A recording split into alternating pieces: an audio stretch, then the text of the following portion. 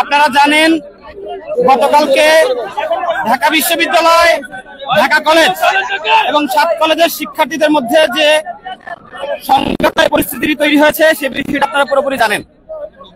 এই বিষয়টি হচ্ছে 7 কলেজের শিক্ষার্থীরা দীর্ঘদিন ধরে যারা যৌক্তিক একটা দাবি নিয়ে আন্দোলন করে আসছিল যৌক্তিকতার জন্য, এই পরিপ্রেক্ষিতে গতকালকে 7 কলেজের শিক্ষার্থীরা একটা দাবি নিয়ে, শান্তিপূর্ণ দাবি নিয়ে গণতন্ত্র মুক্তির দিকে যায়।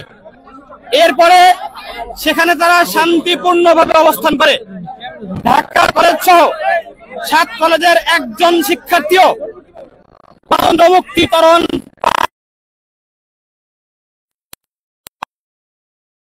সম্পূর্ণ পরিকল্পিতভাবে তারা ঢাকা কলেজের শিক্ষার্থীদের উপরে অস্ত্র শস্ত্র নিয়ে, লাঠি সোটা নিয়ে তারা হামলা চালিয়েছে। আমরা এই সশস্ত্র হামলার তীব্র নিন্দা এবং প্রতিবাদ জানাচ্ছি। আপনারা আজকে সকালে দেখেছেন, এরই পরিপ্রেক্ষিতে এই বিষয়টার একটা শান্তিপূর্ণ সমাধানের লক্ষ্যে আমরা সকালবেলা একটা সংবাদ সম্মেলন করেছিলাম। সেখানে আমরা 6 দফা দাবি উপস্থাপন করেছিলাম। সেখানে একটি দাবি ছিল অধিভুক্তি বাতিল করে ঢাকা কলেজ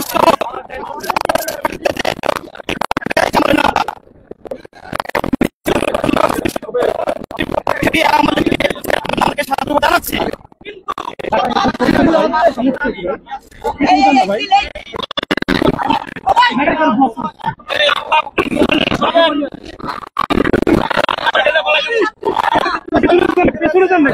গতকালকে ঢাকা বিশ্ববিদ্যালয় শিক্ষার্থীরা আমাদের ইডেন কলেজ, বদরুন্নেসা কলেজের সহ শিক্ষার্থীদের নিয়ে কুরুচিপূর্ণ মন্তব্য করেছে, অশালীন অঙ্গভঙ্গি করেছে। এই দাবি নিয়ে ঢাকা বিশ্ববিদ্যালয় কর্তৃপক্ষকে অবিলম্বে ক্ষমা প্রার্থনা করতে হবে। এরপরে আমাদের আরেকটি দাবি হচ্ছে, গতকালকে আমাদের ঢাকা কলেজের শিক্ষার্থী রাকিবকে নির্মম ভাবে পিটিয়ে হত্যার উদ্দেশ্যে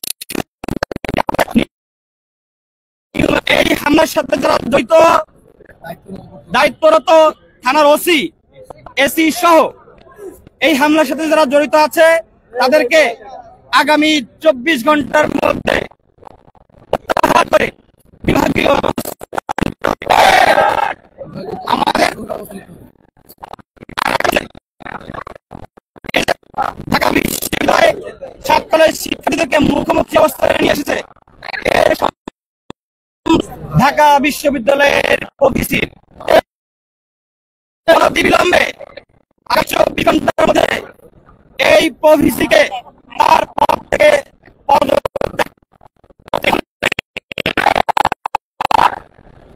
এই দাবি যদি মেনে না হয় তাহলে আমরা নিউ মার্কেট থানা ঘেরাও কর্মসূচি ঘোষণা করলাম। সেই সাথে যদি প্রভিসির বিরুদ্ধে আমাদের দাবি মেনে না নেয়, আমাদের সাথে ঢাকা কলেজে ক্ষমা প্রার্থনা না করে, তাহলে ঢাকা কলেজের সামনে থেকে অনির্দিষ্টকালের জন্য ঢাকা বিশ্ববিদ্যালয়ের বাস সহ কোনো যানবাহন চলবে না। আমাদের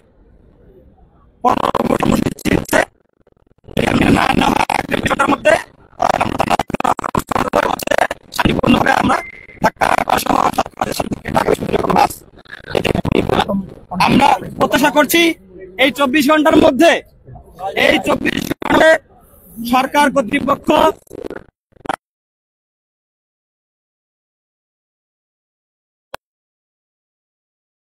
বিশ্ববিদ্যালয়ের শিক্ষার্থীদের সাথে আমাদের কোনো সংঘাত নেই।